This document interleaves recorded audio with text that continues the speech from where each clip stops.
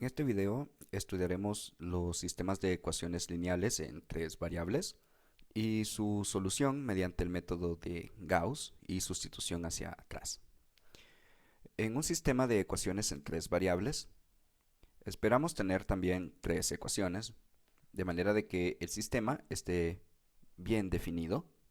Y por bien definido lo que quiero decir es de que no vamos a tener más incógnitas que ecuaciones o más ecuaciones que incógnitas, lo cual puede generar distintos tipos de problemas al momento de resolver el sistema de ecuaciones. Entonces esperamos tener un sistema, diremos, bien portado, donde nuestras incógnitas pueden ser x, y y z, aunque no necesariamente tienen que ser esas letras. Una práctica común es llamarlas x a todas y nada más poner un subíndice para identificarlas. Veremos que podemos usar el caso de 3x menos 2y más z como una ecuación, y en la siguiente pues los coeficientes serían elegidos arbitrariamente por mí en este caso, pero de cualquier manera queremos que estén presentes las tres ecuaciones y las tres variables en este primer ejemplo.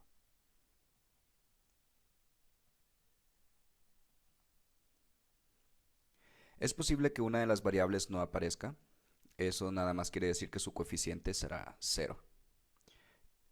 Aún así, podemos seguir considerándolo un problema de tres variables en tres ecuaciones, mientras las demás ecuaciones tengan las tres variables. Veremos por qué podemos suponer que cuando una variable no aparece, ese coeficiente es cero. Si esta variable no estuviera, tendríamos que resolver este sistema nada más, en donde 3x menos 2y más z es igual a 5 en la primera ecuación, pero x más y menos z es igual a 2 en la segunda ecuación. En estos dos problemas en estas dos ecuaciones la x es importante, pero en la tercera ecuación ni siquiera aparece, porque su coeficiente es cero. Eso no quita de que existe un valor de x que podamos elegir para que las dos ecuaciones de arriba sean simultáneas cuando sean simultáneamente ciertas cuando y z cobran algún valor que hace simultáneamente ciertas a todas las ecuaciones a la vez.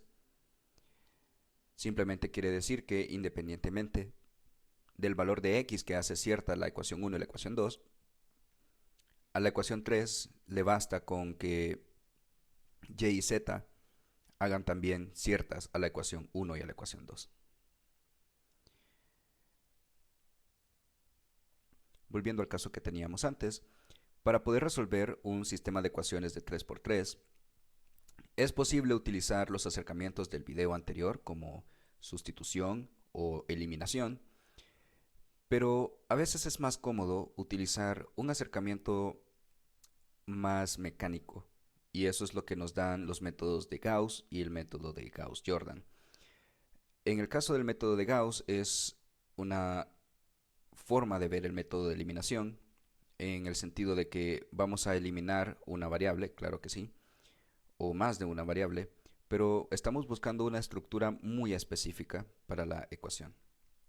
Queremos que nos quede un sistema de ecuaciones en donde en la primera ecuación están todas las incógnitas, preferiblemente. En la segunda ecuación nada más está la variable 2 y la variable 3. Y en la tercera ecuación nada más está la variable 3. De manera de que podemos resolver este sistema de ecuaciones ejecutando una operación llamada sustitución hacia atrás. Es decir, de aquí podemos resolver para z, como z dividido entre una constante j por una constante i. Conociendo el valor de z, podemos introducir ese valor en la ecuación que está justo antes de ella, y ahora esta ecuación se reduce a un problema en una sola variable, que es y. Y tras despejar para y, podemos colocar ese valor de y junto con el valor de z en sus posiciones correspondientes en la ecuación anterior y despejar para x. Por eso se llama sustitución hacia atrás, porque vamos sustituyendo los valores de las incógnitas a medida que los encontramos en las ecuaciones que están antes del lugar en donde las encontramos. Aparte de este método, o aparte de este acercamiento, también conocemos el acercamiento de Gauss-Jordan, que reduce todavía más el sistema de ecuaciones al punto de que en cada ecuación nada más queda una variable. Y esto nos da directamente la respuesta sin tener que hacer más sustitución hacia atrás. Empecemos entonces con el método de Gauss. Para tratar el método de Gauss, vamos a iniciar transformando este sistema de ecuaciones a una notación distinta. Le llamamos una notación de matriz de coeficientes aumentada o matriz aumentada de coeficientes. Y en lo que consiste es en esto. Tomaremos nada más los números que están en el sistema de ecuaciones, pero vamos a ignorar las variables más allá de nada más posicionadores. Es decir, las variables nos van a decir en qué posición o en qué orden es que tienen que ir los números. Vamos a decir que las variables están reflejadas en las columnas de este arreglo y las ecuaciones van a estar reflejadas en los renglones de este arreglo. A este arreglo rectangular de números le vamos a llamar una matriz y vamos a decir que es una matriz de coeficientes porque lo que contiene son precisamente números, por eso es un arreglo rectangular de números o matriz, pero esos números vienen de los números que multiplican a las variables o a las incógnitas en nuestro sistema de ecuaciones y eso es lo que lo hace una matriz de coeficientes. Y se llama aumentada en el sentido de que no solo contiene los coeficientes de las variables en el sistema de ecuaciones, sino que también contiene información sobre los términos constantes. Y esta porción que aumenta la matriz es lo que le da ese nombre de matriz de coeficientes aumentada.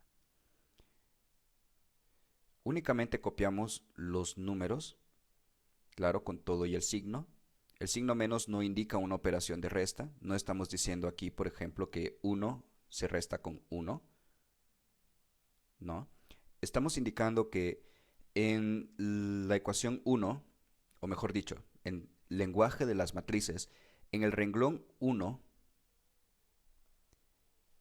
que abarca tanto el coeficiente de 3 hasta el coeficiente 5, o con término constante 5, en este primer renglón, la primera columna contiene al coeficiente de la variable x en la ecuación 1. En la segunda columna, aún en el primer renglón, la matriz contiene al coeficiente de la segunda variable, que en este caso es la y, en la primera ecuación. Y así en lo sucesivo para el resto de columnas y el resto de filas. Lo que vamos a tratar de hacer con esta representación del sistema de ecuaciones es reducir la matriz para que no tenga ya tantos números distintos de 0 y buscaremos que este elemento junto con este elemento y este elemento se conviertan en 0. Para poder hacer eso, necesitamos desarrollar una serie de operaciones que se conocen como operaciones por renglones. Y las operaciones por renglones son un análogo, de alguna manera, a el método que utilizábamos para eliminar variables en el método de eliminación de ecuaciones. En ese sentido, cuando hacemos que uno de estos números sea 0, esencialmente lo que estábamos haciendo era eliminar una variable en el sistema de ecuaciones en el método de eliminación o en el método de combinación lineal. Las operaciones por renglones entonces equivalen a cuando decíamos, por ejemplo, que vamos a sumar o que vamos a restar dos ecuaciones del sistema. Ahora lo que vamos a decir es que vamos a sumar o vamos a restar dos renglones de la matriz. Antes decíamos multiplicaremos por un número a todos los elementos que hay en una ecuación, a todos los términos que hay en una ecuación, perdón, ahora vamos a decir que vamos a multiplicar por un número a todos los elementos de una matriz, o a todos los elementos de un renglón de una matriz, mejor dicho. Entonces, las operaciones por renglones son dos. En primer lugar, podemos multiplicar por una constante, siempre y cuando que la constante sea distinta de cero. No podemos multiplicar por una constante que sea igual a cero, porque entonces todos los elementos de la matriz en ese renglón se van a hacer cero, lo que equivaldría a reducir una de las ecuaciones del sistema a un cero igual a cero, que no nos aporta ninguna información interesante para la resolución del problema. Si queremos llegar, o si en algún punto la matriz llegara a tener un renglón de ceros, dejemos que sea nada más el resultado de hacer operaciones por renglones, para que de esa manera, más bien, la matriz nos esté diciendo ella misma que hay infinitas soluciones, o de que este es un sistema que de alguna manera contiene una tautología, es decir, todo es igual a todo. Y en ese sentido, pues lo que estamos buscando es evitar forzar la matriz a sesgar ese mensaje de que tiene infinitas soluciones o no tiene solución. Así que vamos a evitar multiplicar por una constante. Siempre que sea distinta de cero, la podemos multiplicar. La segunda operación es el de sumar o restar entre renglones.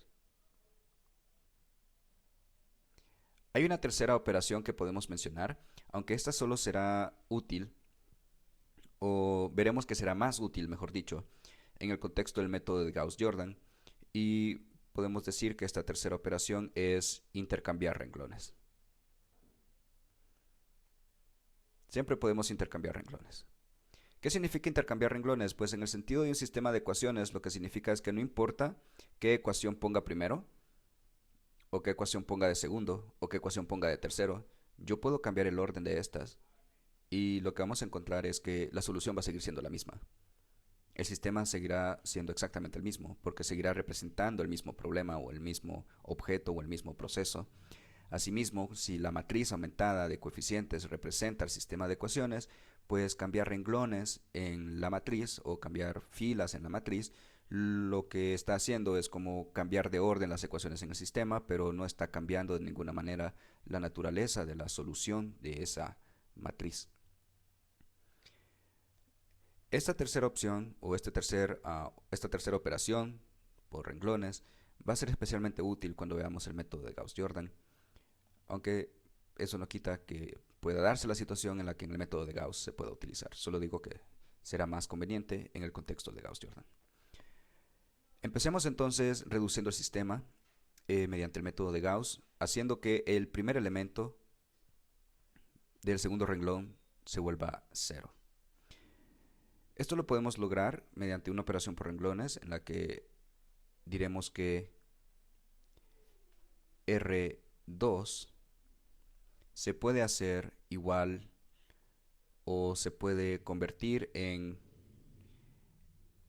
R3 más R2. Es posible verlo de esa manera perfectamente. Y esto lo que nos va a generar es un nuevo arreglo en donde el primer renglón permanece sin cambios. No lo hemos cambiado de ninguna manera, no hemos hecho ninguna operación por renglones sobre él.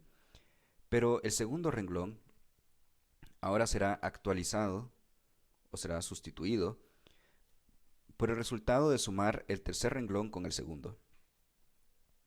Es decir, cuando sumamos estos renglones, hay que tomar en cuenta que la posición de cada uno de ellos en las columnas está asociado con una variable. Entonces yo puedo sumar este menos 1 con este 1, porque ambos están en la posición de x. Puedo sumar este 2 con este 1, porque ambos están en la posición de y. Y puedo sumar este 5 con este menos 1, porque ambos están en la posición de z. Y puedo sumar este 1 con este 2, porque ambos están en la posición del término constante. No los puedo sumar en cruzado, porque eso equivaldría a decir que puedo sumar menos x con 1y y obtener 0. no son ni siquiera términos semejantes, por lo que de ninguna manera puedo combinarlos de forma cruzada, únicamente los puedo combinar con el elemento que está exactamente en la misma columna, porque eso es lo que equivale a hacer una combinación de términos semejantes. Así pues, menos 1 más 1 dará 0, 2 más 1 dará 3, 5 más negativo 1 es 4, y 1 más 2 es 3.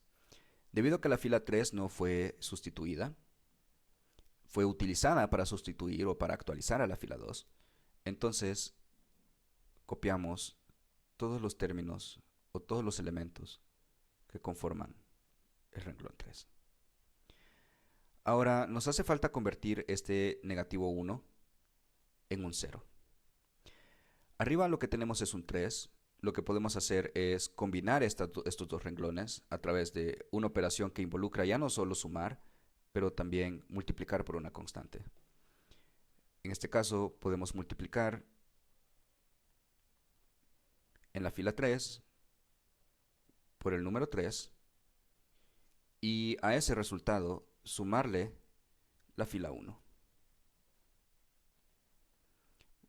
Para saber qué número sumar o qué fila sumar, hay que tomar en cuenta a dónde queremos llegar. Si lo que yo quiero es que el primer elemento del tercer renglón se vuelva 0, entonces tengo que sumar por algo que sea distinto de 0. Así que no puedo sumar con la fila 2, porque en la fila 2 el primer elemento es 0. Y si yo sumo 0 con negativo 1, seguirá siendo negativo 1. Yo quiero que sea 0. Por lo que la única opción que me queda es el renglón 1, donde tengo algo distinto de 0 en el primer elemento, que es el 3. Pero si yo sumo 3 con negativo 1, el resultado es 2. Eso quiere decir que tengo que adaptar de alguna manera, o que tengo que transformar de alguna manera, ese tercer renglón para que al combinarlo con el primer renglón efectivamente me dé 0. Y la única operación que me queda, aparte de multiplicar por una constante e intercambiar renglones, que en este caso no tendría el efecto que quiero, nada más me queda multiplicar por una constante y sumar después. Y en este caso la constante convenientemente es 3 y la multiplico en el renglón 3 para que así el negativo se convierta en un negativo 3 y al sumarlo con 3 efectivamente me dará 0. Debemos tratar de pensar siempre un poco adelante hacia dónde queremos llegar con el procedimiento y eso va a justificar por qué estamos haciendo el procedimiento de esa manera. No se trata de una fórmula mágica, se trata de pensar adelante en una jugada. Al hacer 3 veces la fila 3 o el renglón 3 más el renglón 1 no será cambiado. Lo estamos utilizando como un medio para obtener una reducción del renglón 3. El renglón 2 en este momento está siendo ignorado, así que tan solo copiamos sus componentes. Y el renglón 3 es el que vamos a actualizar. En este caso nos dará 0.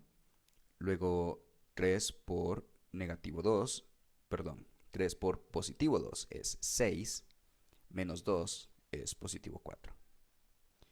Y 3 por 5 es 15, más 1 se convierte en 16. Y 3 por 1 es 3, más 5 devuelve 8. El siguiente paso será entonces convertir en 0 el elemento que está en esta posición, donde ahora hay un 4. Podemos utilizar la fila 1 para convertirlo en 0. El problema es que cuando hagamos una operación por renglones, en donde multipliquemos, por ejemplo, por un 2 a la fila 1, vamos a obtener 6 menos 4, 2 y 10. Y diremos, ok, tenemos aquí un menos 4. Si lo sumamos con la fila 3, en esa posición vamos a obtener un 0. El problema es que en la posición anterior, la fila 3 tiene un 0. Entonces si yo sumo con la fila 1, en esta posición estaré haciendo 6 más 0 y habré deshecho el 0 que tanto me costó conseguir en el paso anterior. Entonces, lo que vamos a hacer es más bien utilizar la fila 2. Al utilizar la fila 2, vamos a garantizar que el 0 que ya está en la fila 3 va a seguir siendo 0, porque el elemento que está sobre él en la fila 2 es exactamente 0 ya. ¿De qué manera podemos convertir un 3 en 4? Existen varias maneras de convertir no un 3 en un 4, pero convertir el 3 y el 4 en el mismo número.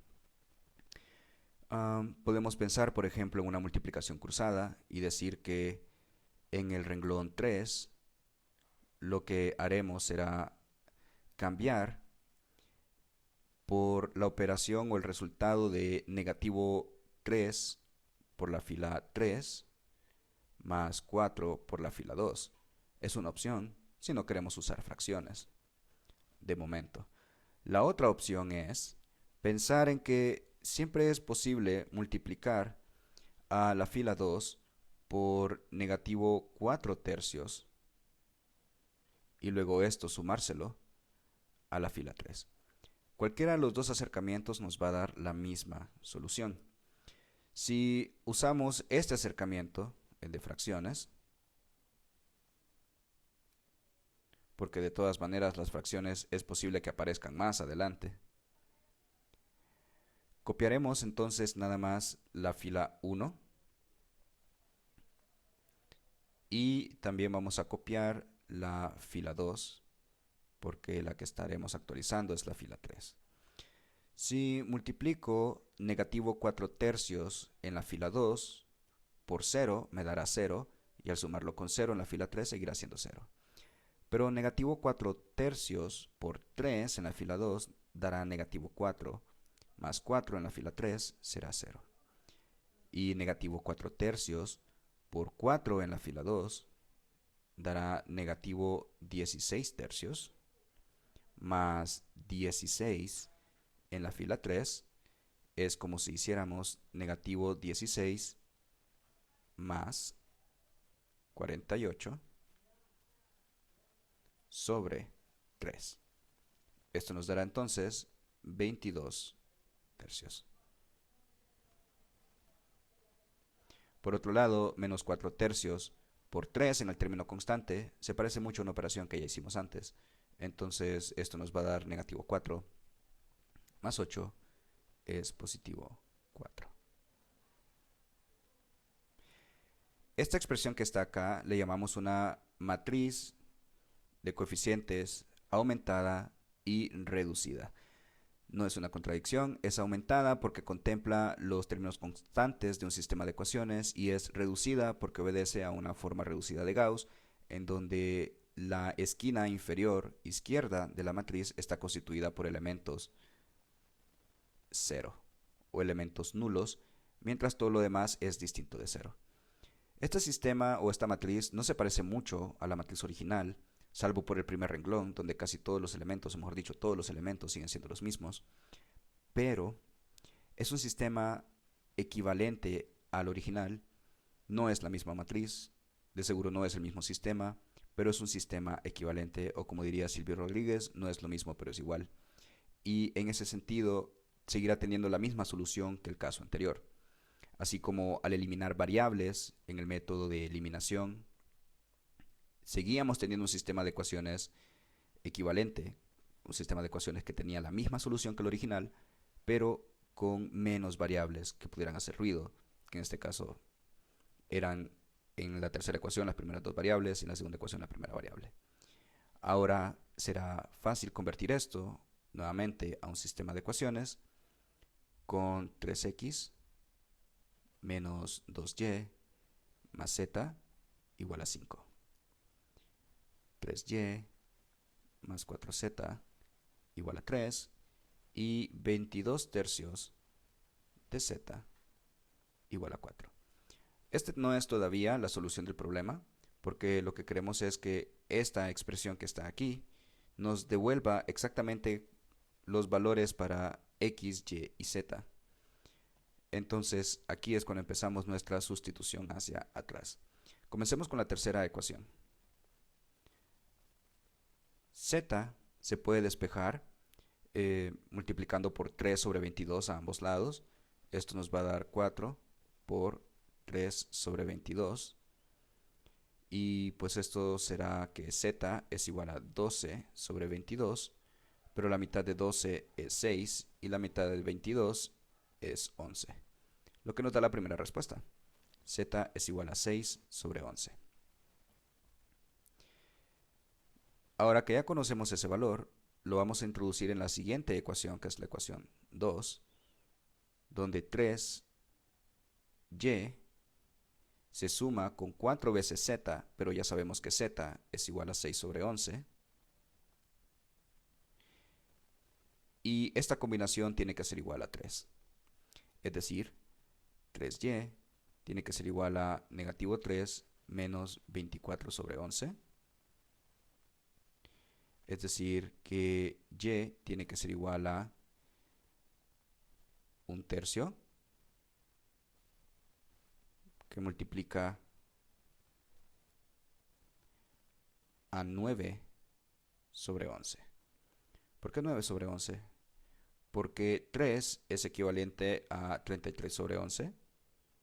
Y 33 sobre 11 menos 24 sobre 11 es igual a 9 sobre 11.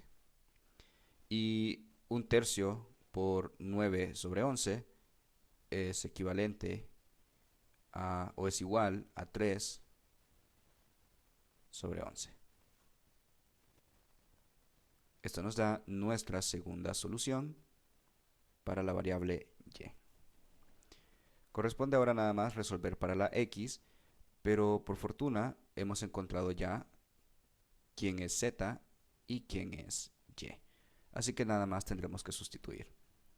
En la ecuación 1, 3x menos 2 veces 3 sobre 11 más 6 sobre 11 igual a 5. Pues esto es 3x menos 6 sobre 11 más 6 sobre 11 igual a 5. Es decir, 3x igual a 5, por lo tanto x es igual a 5/3. Este es el método de Gauss y sustitución hacia atrás para reducir un sistema de ecuaciones a través de operaciones por renglones en una matriz aumentada por coeficientes. Cuando un sistema de ecuaciones no tiene solución, entonces la reducción de la matriz nos dará algo extraño. Por ejemplo, una fila en la matriz aumentada, donde tenemos ceros, pero del otro lado hay un 1 o un 12 o cualquier otra cantidad, que nos estuviera diciendo que 0 es igual a 12, lo cual es un sinsentido, y por eso podemos decir que aquí el sistema no tiene solución. Y si de alguna razón, o si de alguna manera, mejor dicho, si por alguna razón el sistema de ecuaciones se redujera a una fila o se redujera a una expresión donde toda una fila está hecha de ceros, lo que tendríamos es un 0 igual a 0, y eso significa que el sistema tiene infinitas soluciones. No obstante, eso no quiere decir que no existe una manera de escribir la solución del sistema. Sabemos que existen las soluciones y son infinitas, pero ¿qué forma tienen? Si vemos esa situación de la siguiente forma, con un sistema como 3x más 2y menos z igual a 5, menos 6x menos 4y más 2z igual a menos 10, y x más y más z igual a 1, convertido en un sistema de ecuaciones, convertido en una matriz de coeficientes, esto es 3, 2, menos 1, 5, menos 6, menos 4, 2, menos 10, 1, 1, 1, 1. Para convertir este elemento en 0, pues de inmediato vemos que lo que podemos hacer es multiplicar por 2 la fila 1 y sumársela a la fila 2, y esto tomará el lugar de la fila 2. La fila 1 permanece intacta, por lo que nada más la copiamos. Pero lo que sucede más bien en la fila 2 es que absolutamente todo será 0, porque 2 por 3 es 6, menos 6 es 0, 2 por 2 es 4, menos 4 es 0, 2 por menos 1 es menos 2, más 2 es 0, 2 por 5 es 10, menos 10 es 0. Este es precisamente ese caso en donde el sistema de ecuaciones tiene infinitas soluciones, y lo que nos está dando a entender acá la ecuación es que x, y y z van a depender de, mejor dicho, x y z van a depender de alguna de las variables. Pareciera que sea y. Vamos a ver por qué. Si queremos hacer que este elemento sea 0, podemos continuar todavía con el sistema y vamos a decir que lo que vamos a hacer es multiplicar por negativo 3 la fila 3 para sumarle la fila 1, y que esto tomará lugar de la fila 3. Entonces la fila 1 tan solo se copia, la fila 2 tan solo se copia, y en la fila 3 tendríamos 3 menos 3, 0, 2 menos 3 es menos 1, 1 menos 3 es menos 2, y 5 menos 1 es 4. Todavía creemos que este menos 1, o nos gustaría que este menos 1 se volviera más bien 0, pero podemos hacer un intercambio de renglones y decir que el renglón 2 se va a intercambiar con el renglón 3, y en este caso nada más lo que haremos es que estos cambien de lugar, y esto no va a alterar la naturaleza de las soluciones. Simplemente acomoda las ecuaciones de una manera en la que es más fácil trabajar con ellas. Lo que nos está diciendo esto entonces es que en la segunda ecuación el sistema de ecuaciones se verá como un menos y menos 2z igual a 4. Y en el primer caso esto nos dará como 3x más 2y más z igual a 5. Y ahora tenemos un parámetro libre que podemos elegir z o y. Realmente no importa cuál de los dos. Si elegimos z, diremos que z es arbitraria. O podemos elegir y decir que y es arbitraria. Y lo que estaremos diciendo en este caso entonces es que se puede despejar esta ecuación en términos de y, es decir, podemos hacer que z se escriba como negativo 1/2 de y más 2.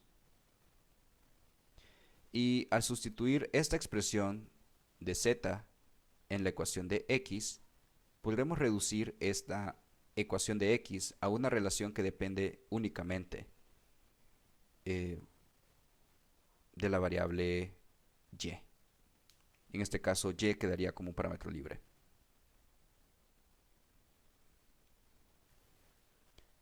Si sustituimos aquí 3x más 2y, y en vez de más z ponemos 1/2 y más 2 igual a 5, 2y menos 1/2 y será igual a 3/2 de y,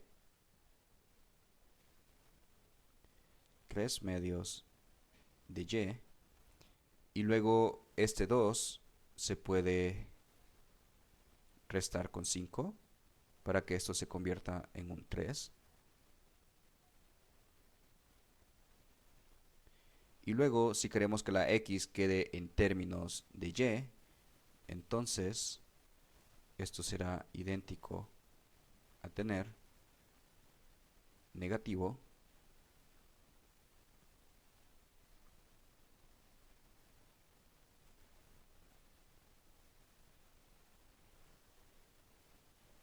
negativo 3 de este lado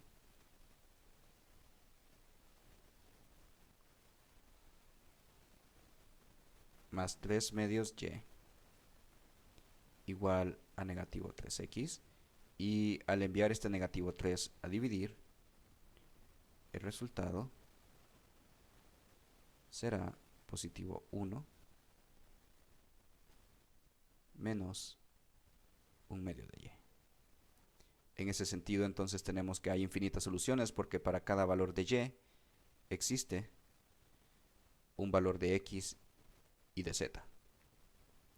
Si en vez de hacer esto hubiésemos decidido despejar, más bien para que y se escribiera en términos de z, entonces habríamos terminado con una ecuación para x y una ecuación para y que dependen de z, y z sería el parámetro libre.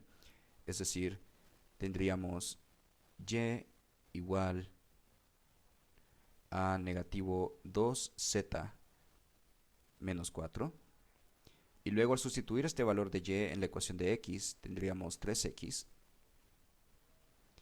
más 2 veces negativo 2z menos 4 más z igual a 5. Y el resultado de simplificar esto lo podemos ver aquí como 3x menos 4z menos 8 más z igual a 5. Luego 3x menos 3z igual a 13. Y luego x igual a z más 13 sobre 3. Lo que resulta en y x escritos en términos de z. Y eso nos dice que para cada valor de z existe una nueva solución que contiene a x y y dependiendo de ese valor de z. Y por eso el sistema tiene infinitas soluciones, porque podemos elegir infinitas opciones de z o infinitas opciones de y, independientemente de quién hayamos decidido utilizar como variable arbitraria.